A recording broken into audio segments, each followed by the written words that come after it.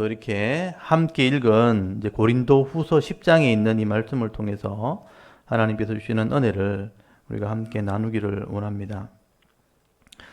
이 고린도 후서 이제 10장부터는 우리 앞에 보았던 고린도 후서 9장과 좀 다른 내용들이 기록이 되어 있습니다. 그래서 우리가 고린도 후서를 이렇게 읽어 나가다 보면 좀 어려운 부분이 이 고린도 후서 9장까지 내용과 고린도 후서 10장 이후의 내용이 전혀 다르다는 것을 우리가 알게 되는 겁니다. 그래서 좀 처음에 성경을 읽으면 좀 내용을 파악하기가 좀 어렵기도 하고 좀 이해하기가 좀 쉽지 않다는 것이죠. 우리가 이제까지 말씀을 쭉 들어보셨지만 여러분 1장부터 고린도 후서 1장부터 9장까지는 바울이 고린도 교회에 직접 가려고 하다가 엄한 편지를 썼다는 거 기억나시죠? 그래서 편지를 써서 책망을 하게 될 때 그 편지를 통해서 회개하게 되었다. 그래서 바울이 위로를 받고 기쁨이 되었다 하는 것을 기록한 게 고린도후서 9장까지죠. 그래서 이 문제가 해결되었으니까 이제 예루살렘 교회를 돕는 우리가 연보를 좀 준비하자. 그러면서 이제 연보의 원리, 연보를 했을 때 받는 복에 대해서 설명을 하게 되는 거죠. 그래서 오늘 9장 제일 끝에 보시면요. 10장 위에 거기 보면 감사한다는 것으로 끝나 있어요. 말할 수 없는 그의 은사로 말미암아 하나님께 감사하노라 하고 끝이 났죠. 그리고 10장이 이렇게 시작되는데 여러분이 10장부터는 바울이 굉장히 화가 나서 또 기록을 한 거예요. 그래서 이 연결성이 좀 맞지 않는 거예요. 앞에는 문제가 잘 해결되었다. 그리고 이제 연보를 좀 했으면 좋겠다. 그래서 감사하다 하고 딱 끝내놓고 10장부터 13장까지 3장의 내용은요. 굉장히 화가 나서 쓴 거예요. 이 분위기가 다르다는 거예요. 이 화가 난 정도가 그냥 단순히 화가 난 게 아니고 바울이 썼던 13권의 편지 중에서 제일 화가 난 내용이 이 고린도후서 10장부터 13장까지 내용이라는 겁니다. 그리고 이제 이 바울이 왜 화가 났느냐? 회개하지 않는 거기 고린도교의 성도들이 있다는 것이죠. 그래서 이 회개하지 않은 고린도 성도들에게 책망도 하고 그게 바울의 여러 가지를 비난하는 사람들에 대한 변론이 기록되어 있는 거예요. 그래서 이제 이 차이가 이해가 되지 않는다는 거죠. 그래서 많은 사람들이 고린도후서를 이렇게 연구하다가도 이 부분은 뭔가 좀 다르다. 10장부터 13장까지는 전혀 다른 편지가 기록된 것 같다. 그래서 여기서 이제 편집된 거 아니냐. 편집설이 나옵니다. 이 10장, 13장은 다른 편지인데 이제 초기에 편지를 이렇게 정리하면서 잘못된 편집을 한 것이 아니냐라고 이야기하는 사람도 있습니다. 그래서 이제 이 편지의 내용이 무슨 내용인가? 그래서 바울이 썼던 엄한 편지가 바로 이 10장부터 나오는 내용이 아닐까? 그렇게 주장하시는 분도 있습니다. 이 성도님들은 이게 보면 구분이 잘 안 가지지만 성경을 연구하시는 사람들 중에서는 바울이 보낸 엄한 편지가 바로 10장부터 13장까지가 아니겠는가? 저도 이제 66권을 이렇게 설명하다 보니까 창세기부터 이제 요한계시록 이렇게 하다 보면 이 부분이 설명이 안 되는 부분이 있는 거죠. 그래서 제가 초기에는 10장부터 13장까지는 바울이 보낸 엄한 편지가 바로 이 편지일 거다.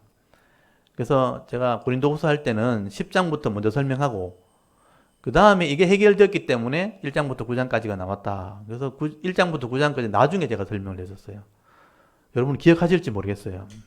제가 처음에 이걸 고린도후서를 설명할 때 성경 통독 사경이 할 때 고린도 전서를 하고 난 뒤에는 10장부터 13장까지를 먼저 설명을 합니다.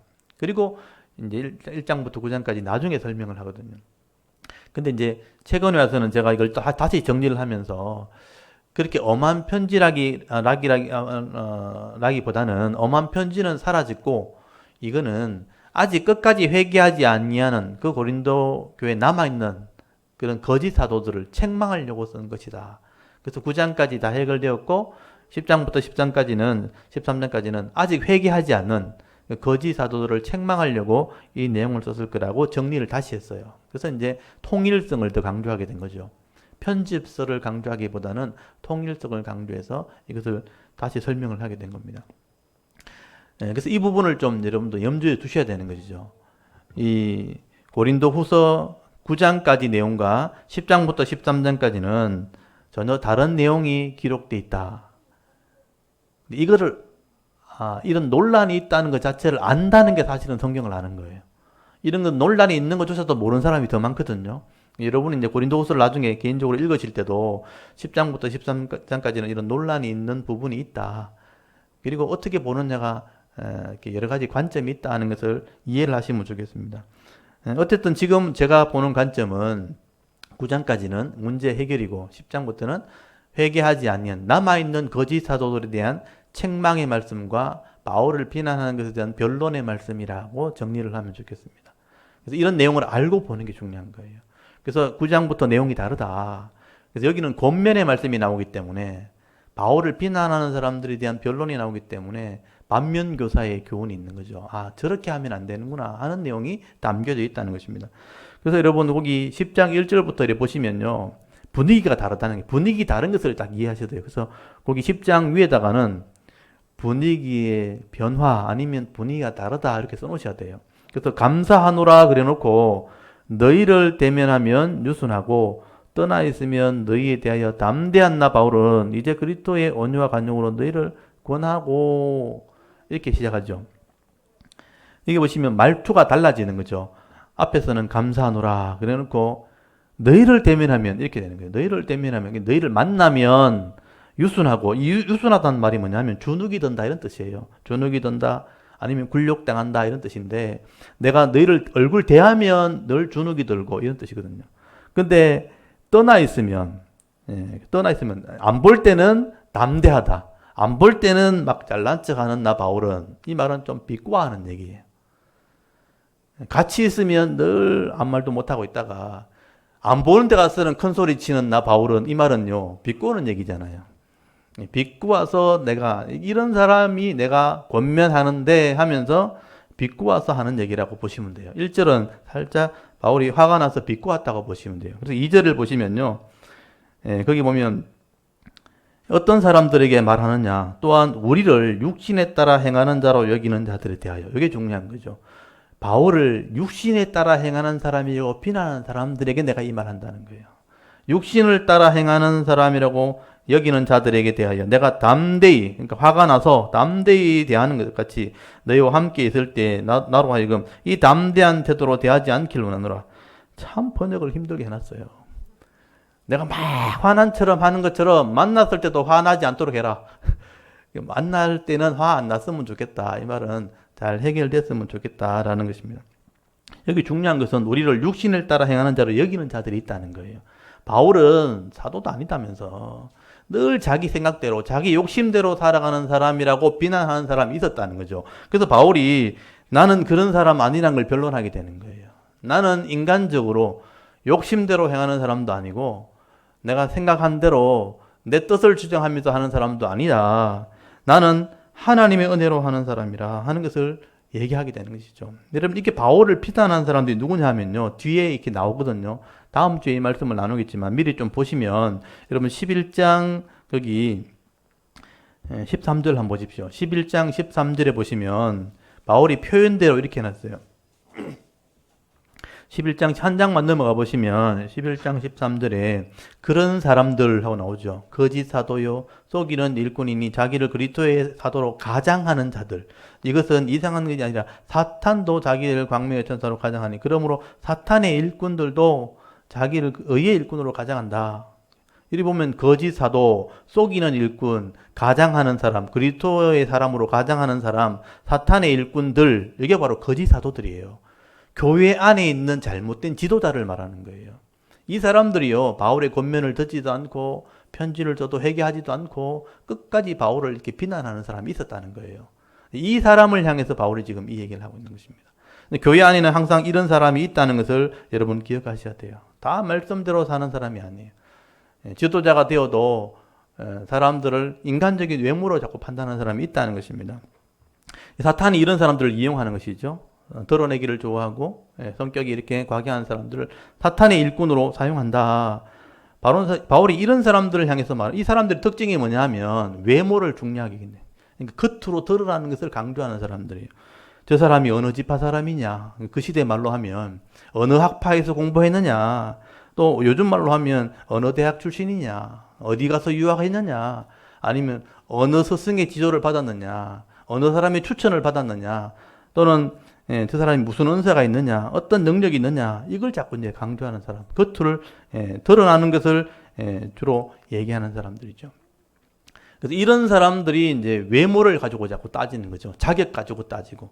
그래서 우리 교회도 마찬가지입니다. 목사님들이 서로 만나면 제일 먼저 뭐 얼굴 보고 제일 먼저 따질 게 뭐가 있겠어요. 무슨 공부했느냐는 거죠. 어느 대학 나왔는가, 또 유학했는가, 이걸 따지는 거예요. 그걸 또 중요하게 여기는 사람이 있다는 거예요. 우리 장로님들도 마찬가지죠. 직분자들 만나면요, 교회가 큰가 안 큰가 그거부터 보잖아요. 교인 몇 명입니까? 그게 제일 이제 큰 자격이 되는 거죠. 당회원 몇 명입니까? 장로님이 몇 명에 따라 교회 규모가 결정되기 때문에 교회의 그 건축비, 교회 건물 얼마 들었습니까? 이런 거. 이걸 제일 먼저 묻는 것은 자꾸 외모를 이제 내세우게 되는, 자랑하게 된다는 거죠.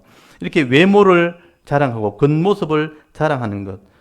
당시의 거짓 사도들이 바로 그랬다는 겁니다. 외모를 자랑하는 것이죠. 근데 바울을 잘 알지 못하는 사람들이 바울의 외모, 드러나는 것만 가지고 자꾸 판단하는 것, 잘못된 것이다. 그래서 여러분 3절을 한번 보십시오. 바울은 내가 이런 육신에 따라 살아가는 사람이 아니라는 것을 변명, 그러니까 이걸 변명이라고 말하면 좀 부정적으로 느끼잖아요. 변호 또는 변정이라고 표현해요. 변정. 내가 바르게 하고 있다는 것을 변정하는 것입니다. 그래서 여러분 3절을 보시면 우리가 육신으로 행하나 육신을 따라 싸우지 아니하노니 하면서 강조를 하게 되죠. 우리가 육신의 모습으로 살아가지만 인간적인 방법으로 내가 싸우진 않는다. 이 싸움으로 표현하고 있지만 그렇게 사람을 대하지 않는다. 내가 세상적인 방법이나 세상의 권력을 이용하는 거짓 사도들처럼 그렇게 일하지 않는다는 것이죠. 그래서 바울이 일하는 것, 바울이 사람을 대하는 방식이 어떤가? 여러분 4절부터 보시면요. 이 표현을 이제 잘 보셔야 돼요. 4절에 보시면 우리가 싸우는 것은, 싸운다는 표현을 썼지만 우리가 사람을 대하는 것은 이런 뜻이에요. 우리가 사람을 대하는 것은 사람을 대하는 무기는 전쟁에 비유하다 보니까 무기라고 표현을 썼죠. 육신에 속한 것이 아니요 오직 어떠한 견고한 진도 무너뜨리는, 이 견고한 진은 성벽을 말해요. 요새 견고한 싸움을 표현했다 보니까 견고한 성도 무너뜨리고 하나님의 오직 어떠한 견고한 진도 무너뜨리는 하나님의 능력이라 모든 이론을 무너뜨리고, 이거는 이제 이론, 어떤 계산, 어떤 사람들의 어떤 계획들까지 다 무너뜨린다. 무너뜨리는 5절에 하나님을 아는 것을 대적하여 높아진 것을 무너뜨리고, 이게 이제 사실 본론이죠. 성을 무너뜨리는 것처럼 우리가 힘을 가졌는데 하나님을 대적하는 것을, 높아진 것을 다 무너뜨리고 모든 생각을 사로잡아 그리스도께 복종하게 하는 사람이다. 바울은 인간적인 욕심으로 외모를 자랑하거나 학문을 자랑해서 사람을 기를 죽이는 게 아니고 하나님의 말씀으로 그렇게 한다는 거예요. 말씀으로 사역하는 사람이다. 6절에 너희의 복종이 온전하게 될 때에 모든 복종하지 않는 것을 벌하려고 준비하는 중에 있노라. 내가 너희들이 이렇게 외모만 자랑하고 우리를 비난하는 사람들에게 하나님의 능력이 뭔지를 내가 가서 보여주겠다, 이 말이죠. 그래서 이론도 무너뜨리고 성벽을 무너뜨리듯이 하나님을 대적하는, 무너뜨리는 그런 능력으로 내가 일하는 사람이다. 성령의 은혜로 일하는 사람이라는 것을 바울이 이야기를 하고 있는 것이죠. 그래서 하나님을 대적하는 것들, 또 너희들이 교만한 것들 내가 다 무너뜨리러 내가 갈 거다. 준비하고 있다. 그래서 나중에 13장까지 가보시면요. 내가 이 연보를 거두기 위해서 내가 다시 고린도에 간다는 거예요. 세 번째 갈 때 너희들이 교만함을 내가 확인할 거다. 그래서 너희를 내가 책망하려고 준비를 하고 있다. 그렇게 말하고 있는 것입니다. 그리고 7절에 보시면요. 이런 사람들을 대할 때, 이런 사람들이 외모를 주로 따진 사람들이요. 사람을 진심으로 대하지 않는 거예요. 그래서 겉모습만 보고 쉽게 판단하는 사람이라 7절에 보시면 너희는 외모만 보는도다. 여기 줄을 쳐놓으시고요. 이 사람들의 특징이 뭐냐 하면 겉모습만 자꾸 보고 판단하는, 외모만 본다는 거죠. 외모만 보는도다. 만일 사람이 자기가 그리스도에 속한 줄을 믿을진데 자기가 그리스도에 속한 것 같이 우리도 그러한 줄을 자기 속으로 다시 생각을, 여기도 번역이 좀 까다롭게 돼 있죠. 내가 예수 믿는 사람이면 나도 예수 믿는 사람인 걸 좀 알아라, 이런 뜻이거든요. 그러니까 외모만 보고 판단하는 것, 이게 바울이 첫 번째 책망하는 거예요. 이걸 우리의 교훈이 되는 거죠. 사람들은 외모만 보고 판단하면 안 된다는 것입니다. 그래서 바울이 사실 외모가 별로 이렇게 뛰어나지 않거든요. 그리고 바울이 모든 것을 다 다르지 않잖아요. 영적인 능력도 있고 믿음도 있지만 글은 잘 쓰는데 말은 잘 못한다는 거예요. 이것도 좀 과장된 거지만, 그래서 10절을 한번 보시면요, 그들이 뭐라고 비난했느냐, 그들의 말이 하는 거죠. 그 바울을 비난하는 사람들이 그의 편지에는 무기가 있고 힘이 있으나 편지는 글을 잘 쓰는데 그의 몸으로 대할 때는 약하고 그 말도 시원하지 않다. 늘 골골한다는 거예요. 골골한다. 환자처럼 다니고 말도 떠들떠들한다는 거예요. 이 바울의 이 외모만 보고 쉽게 판단을 해버리는 것이죠. 사실 바울이 외모가 뛰어나지 않습니다. 그래서 전에 내려오는 이야기에 따르면 바울이 외모가 키가 작대요. 키가 작고요. 머리가 대머리고요. 그러니까 눈썹이 일자 눈썹이래요. 매부리 코에다가 안짱다리. 다리가 곧지 않고 구부러져 있다는 거예요. 늘 골골거리면서 말도 떠듬떠듬 한다는 거예요. 그래서 이제 바울의 외모가 어떨까? 이게 글로만 우리가 늘 대하다 보니까. 그래서 이제 제가 지난번에 터키하고 그리스에 갔을 때 바울을 어떤 그림으로 이렇게 남겨놓은 게 있잖아요. 그래서 그걸 자세히 봤거든요. 진짜 외모가 별로 없는가. 그래서 제가 빌립보에 가면요, 이 두아디라 교회 가면 바울의 초상화를 그려놓은 게 있고요. 또 이제 그 빌립보에 가면 베레아에 가면 바울의 동상을 세워놓은 게 있어요. 유럽이나 터키나 사실은 바울을 동상을 만든 곳도 한 군데밖에 없어요. 베레아밖에 없어요. 그래서 그걸 제가 사진을 찍어 왔어요. 제가 한번 보여드리려고.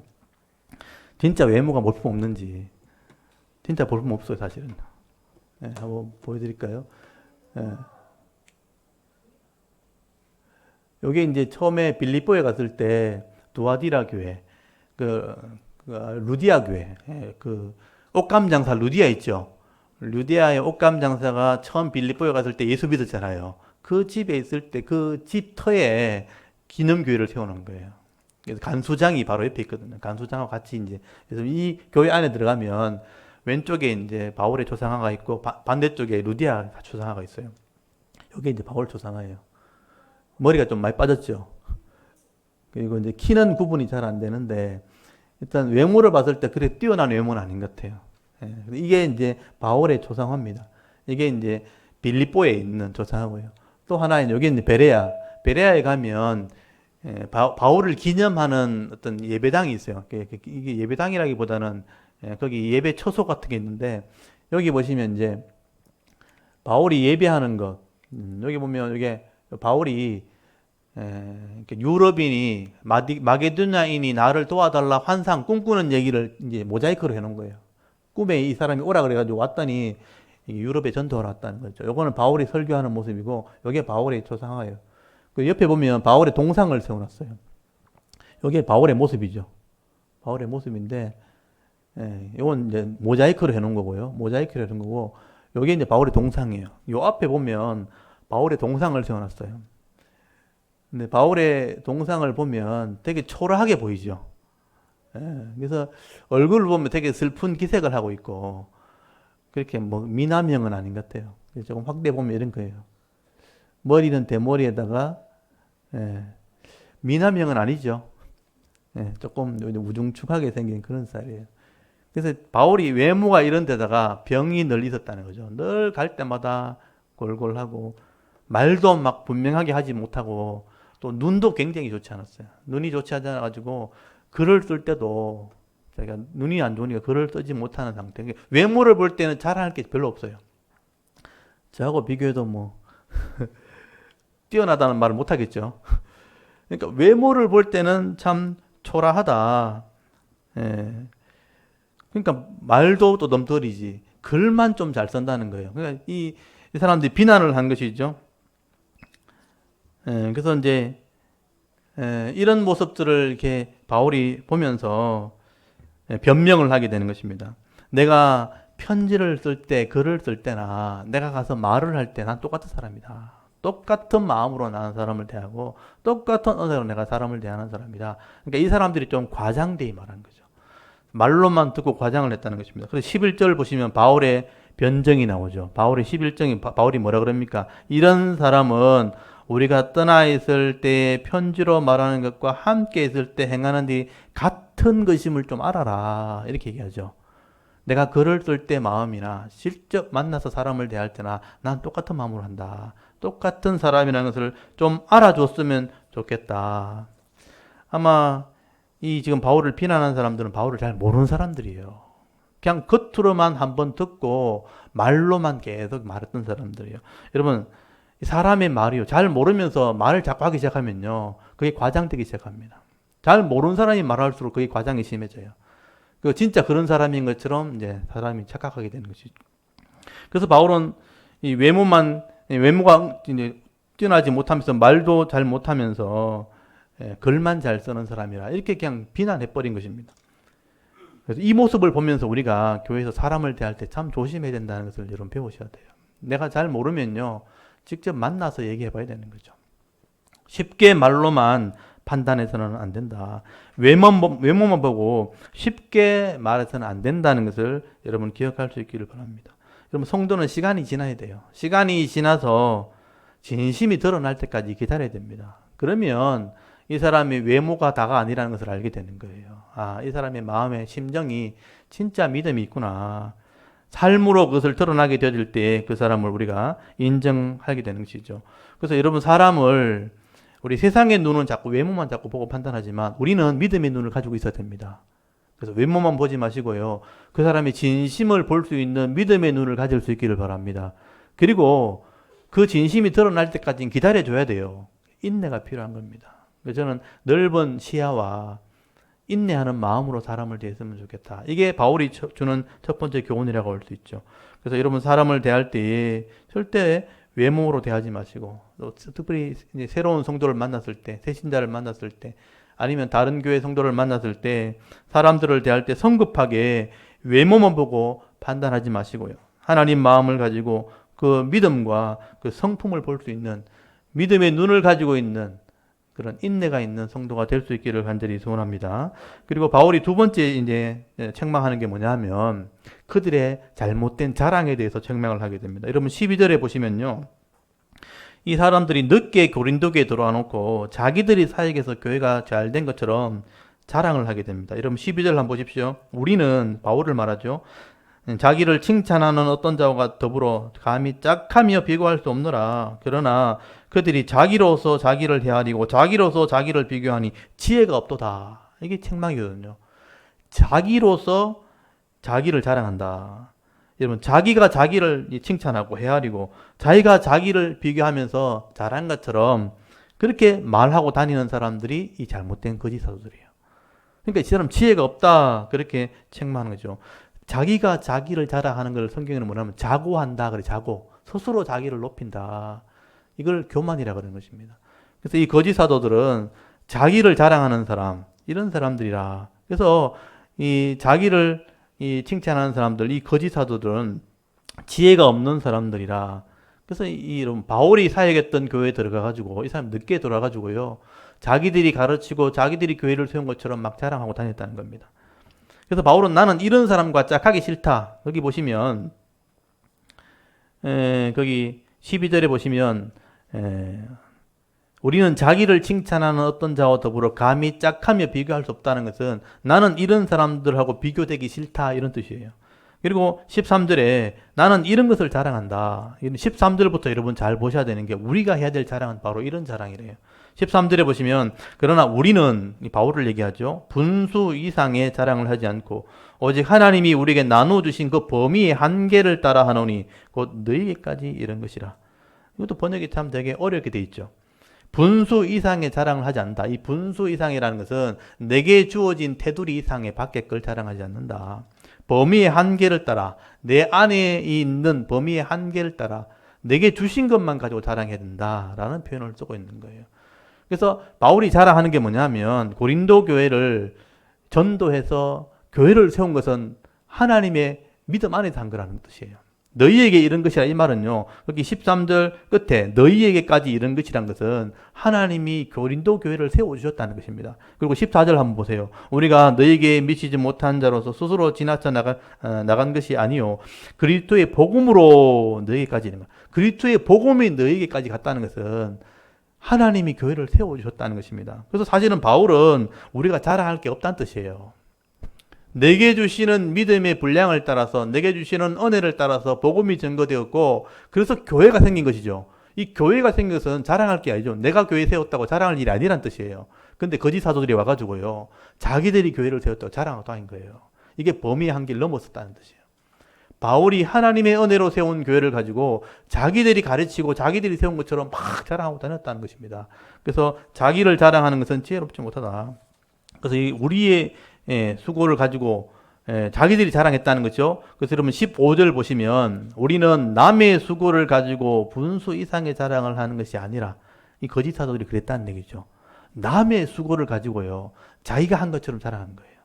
남의 수고를 가지고 분수 이상의 자랑을 하는 것이 아니라 오직 너희의 믿음이 자랄수록 우리의 교범을 따라 너희 가운데 더 풍성하여지기를 바라노라. 16절에 이는 남의 규범으로 이루어 놓은 것으로 자랑하지 않냐고. 남의 규범으로 이루어 놓은 것은 사실 바울이 복음을 전해서 교회가 세운 것인데 자기들이 그것을 자랑했다는 것입니다. 그래서 이 자기의 범위의 한계를 알아서 자랑하는 것이 우리가 해야 될 일이죠. 그래서 바울이 결론적으로 얘기하면 17절이죠. 자랑하는 자는 주 안에서 자랑할지니라. 여러분, 성도는 내 믿음의 분량을 내가 알고 있어야 되는 거예요. 내가 믿음의 분량을 따라 하는데, 근데 이 믿음의 분량을 또 누가 주셨습니까? 하나님이 주셨잖아요. 하나님이 주시는 믿음의 분량을 따라서 내가 섬겼더니 이런 은혜가 있었다는 거예요. 그러면 사실은 하나님을 자랑해야 되겠죠. 그래서 주 안에서 자랑하는 것이 우리가 해야 될 일이다. 근데 세상 사람들은 그렇지 않잖아요.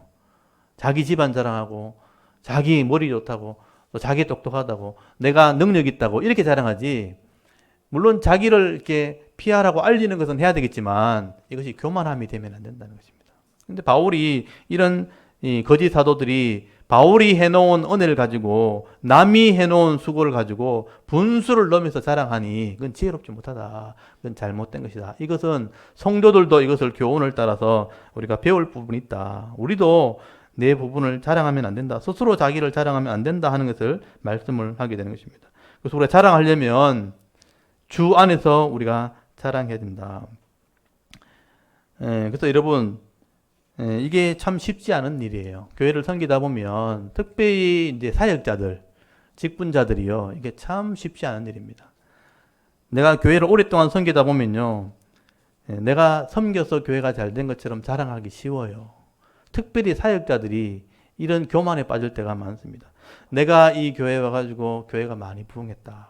교회가 많이 커졌다. 내가 잘한 것처럼 자랑하기 쉽습니다. 그래서 내가 능력이 있는 것처럼 교만할 때가 많다는 것이죠. 이게 제가 여러 교회를 섬겨봤지 않습니까? 큰 교회를 섬길 때, 주로 큰 교회를 섬길 때 이런 자만함이 많습니다. 부서를 맡을 때마다 우리 교사들이 때 사역할 때라든지 이런 기관을 사역할 때 보면요, 꼭 그 해에 사역하시는 분들이 내가 와서 더 잘 됐다고 그런 얘기를 많이 하신다는 거예요. 근데 그런 걸 들을 때마다 저는 생각을 해보는 거죠. 과연 진짜 그럴까? 한번 생각을 해봐요. 쉽지 않은 일입니다. 교회라는 곳은요, 혼자 사역하는 곳이 아닙니다. 하나님이 은혜로 함께 은혜를 가지고 은사를 가지고 섬길 때 교회가 잘 되어지는 것이죠. 그래서 제가 이 부서를 섬길 때 또 연말을 결산할 때 보면 항상 그런 말을 하시는 사람들이 많습니다. 내가 와서 더 잘됐다. 내가 와서 잘된 게 아니고요. 앞에서 섬긴 분들이 이렇게 많이 섬겨놨기 때문에 그것 때문에 지금 잘 되고 있는 겁니다. 지금 현실이 잘 되는 건요, 앞에 섬긴 분들이 있었기 때문이에요. 그걸 기억하셔야 돼요. 앞에서 믿음으로 헌신하고 섬겨왔던 것들이 바탕 위에 내가 지금 섬김을 통해서 열매가 나타나는 거거든요. 그러면 나를 자랑할 게 아니고 앞에 섬긴 분들을 높여줘야 되는 겁니다. 그게 믿음이에요. 그리고 어떤 분들은 옛날엔 잘 됐는데 지금 안 된다면서 옛날에 잘했던 걸 자랑하는 사람도 있어요. 근데 자세히 생각해 보십시오. 옛날에 잘했으면 지금은 더 잘 돼야 돼요. 옛날에 믿음으로 기회가 주어졌을 때 사람들이 많이 모였을 때 잘했으면 지금은 더 많은 성숙함이 있어야 되는 거죠. 근데 옛날엔 잘했는데 지금 못하고 있다고 책망하는 것은 옛날에 제대로 못했다는 거예요. 옛날에 사람들이 많이 모였을 때 잘했으면 지금은 더 은혜가 있고 더 풍성해져야 되는데 못했잖아요. 여러분이 앞에 섬긴 사람이 말씀대로 못했기 때문에 지금 이렇게 어려운 열매가 나온 거예요. 그렇다면 자기가 섬긴 것을 회개해야 되는 거예요. 회개하고 다시 잘할 수 있도록 도와줘야 되는 게 맞는 거죠. 그래서 이제 어떻게든 자기 중심적으로 얘기하다 보면 이런 분량 밖에 자랑을 하게 되는 겁니다. 저는 교회를 섬기면서 이런 부분들을 보면서 좀 넓게 보는 시야가 좀 필요하다 하는 생각을 하게 되는 거죠. 지금 거짓 사도들이 바로 그렇게 하는 거예요. 바울이 복음을 전하고 고난을 받으면서 교회를 세워놨는데 남의 수고를 가지고 자기 자랑하고 막 하고 바울은 비난하고 있는 거예요. 바울은 능력도 없다면서 외모만 가지고 판단하는 거죠. 이렇게 하면 안 된다는 얘기를 하고 있는 거죠. 여러분, 여기서 우리가 교훈을 좀 얻을 수 있어야 되는 것이죠. 우리가 교회를 섬기다 보면, 시간이 지나다 보면, 분량 밖에 자랑을 하려고 하는 마음이 생긴다는 거죠. 이게 교만함이라는 것입니다. 그래서 내가, 사람들이 섬겨놓은 그 섬김 위에 지금 내가 섬기고 있다. 그래서 앞에 있는 분들의 수고를 기억하는, 서로를 높여주는 것이 우리의 신앙이 되어야 된다라고 말씀을 하고 있는 것입니다. 그래서 우리가 주 안에서 내 분량의 믿음의 한계를 따라서 자랑할 수 있는 그런 은혜가 있기를 바랍니다. 저는 성경을 이렇게 보다 보면요, 제가 성경에 여러 인물들이 나오잖아요. 제가 성경을 읽다가 제일 이렇게 존경하는 사람이 있다고 하면 에스라 같은 학자예요. 에스라나 느헤미야 같은 학자입니다. 이 에스라 시대나 느헤미야 시대는요, 나라가 망한 시대거든요. 나라가 망해가지고 폐허가 되어 있고 아무도 기반이 없는 그런 도시에 다시 와가지고 다시 말씀을 가르치고 나라를 다시 세웠던 사람이 에스라와 느헤미야 같은 사람이에요. 나라를 세운 사람이에요. 그 사람들은 학자고요. 페르시아 왕들이 인정할 수 있는 지위를 가진 사람들이거든요. 지위도 있고 학문도 있고 제사장이니까 가문도 있고 또 총독이기 때문에 권력도 있어요. 권력도 있고 모든 것이 부족하지 않은 사람인데 이런 에스라 같은 사람, 느헤미야 같은 사람들이 사역을 할 때 자기 자랑을 절대 하지 않습니다. 하나님의 선한 손이 나와 함께 했다는 거예요. 하나님이 나를 도와주셔가지고 내가 이 일을 지금 할 수 있는 겁니다. 제가 그걸 이렇게 여러 상황을 보면서 이 에스라 같은 학자, 에스라 같은 제사장, 에스라 같은 총독 같은 사람이 지도자가 되었으면 좋겠다 하는 늘 그런 마음이 있거든요. 이제 쉽지 않은 일입니다.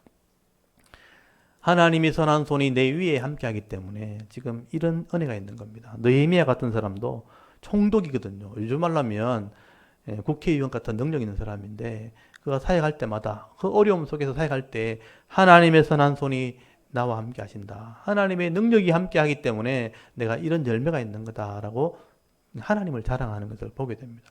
여러분, 이게 우리의 믿음의 자세가 되었으면 좋겠습니다. 사도 바울이요, 이렇게 많은 교회를 세웠고 많은 교회를 위해서 헌신을 했지만 사도 바울이 나중에 나이가 들었을 때 고백하는 말을 들어보면요, 나의 나 된 것은 오직 하나님의 은혜밖에 없다. 바울도 똑똑하고 지위도 있고 가문도 있고 능력이 있었거든요. 근데 그런 얘기 하지 않아요. 나의 나 된 것은 하나님의 은혜라. 여러분, 고린도전서 15장을 한번 펴보세요. 고린도전서 15장 10절, 이 말씀이 유명하게 된 거예요. 고린도전서 15장 앞쪽에 있죠. 고린도전서 15장 10절을 우리 찾으셔서 같이 한번 읽어보겠습니다. 고린도전서 15장 10절 우리 같이 한번 읽습니다. 15장 10절 읽겠습니다. 시작. 그러나 내가 나 된 것은 하나님의 은혜로 된 것이니 내게 주신 그의 은혜가 헛되지 아니하여 내가 모든 사람보다 더 많이 수고하였으나 내가 한 것이 아니요 오직 나와 함께 하신 하나님의 은혜로라. 아멘. 이 말씀이 이제 바울이 마지막에 이제 하는 말이거든요. 나이가 들었을 때 하는 말인데, 나의 나 된 것은 하나님의 은혜로 된 것이다. 내가 많은 수고를 했지만 내가 한 게 아니라는 거예요. 오직 나와 함께 하신 하나님의 은혜로라.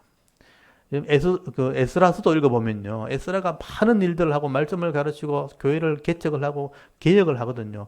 개혁을 하고 교회를 세우는데 하나님의 선한 손이 나와 함께한다. 내가 능력 있는 게 아니고 하나님의 손이 나와 함께 하시기 때문에 이런 일이 있는 것이다라고 하나님을 자랑하는, 이게 바로 주 안에 자랑하는 겁니다. 그래서 여러분 이게 쉽지 않아요. 그래서 저도 마찬가지고 여러분도 마찬가지지만 쉽지 않기 때문에 훈련을 해야 되는 겁니다. 여러 가지 은혜가 내가 나타났을 때 내가 한 게 아니고 하나님의 은혜입니다. 아니면 기도해 주셔서 그렇습니다. 예, 집사님 덕분입니다. 권사님 덕분입니다. 목사님 덕분입니다. 이렇게 말할 수 있어야 되는 거예요. 근데 쉽지 않죠. 일이 잘 되면요. 아유, 요즘 일 잘 된다면서요. 내가 좀 합니다. 이러면서. 자기가 자꾸 자랑하고 싶은 거예요. 그렇게 대놓고 말은 하지 않지만, 제가 좀 똑똑합니다. 이렇게 말하고 싶은 거예요. 근데 그렇게 말하기 전에, 아니지. 내가 하나님 은혜지. 이렇게 되는 거예요. 하나님의 은혜입니다. 아니면, 집사님 기도해 주셔서 그렇습니다. 집사님 덕분입니다. 이게 입버릇이 돼야 돼요. 에스라가 그렇게 했던 것처럼 하나님의 선한 손이 나와 함께 하셨습니다. 여러분 옆 사람이 한번 해보십시오. 하나님의 은혜입니다. 한번 해보십시오. 잘 안 되죠. 집사님 덕분입니다. 이렇게 한번 해보십시오.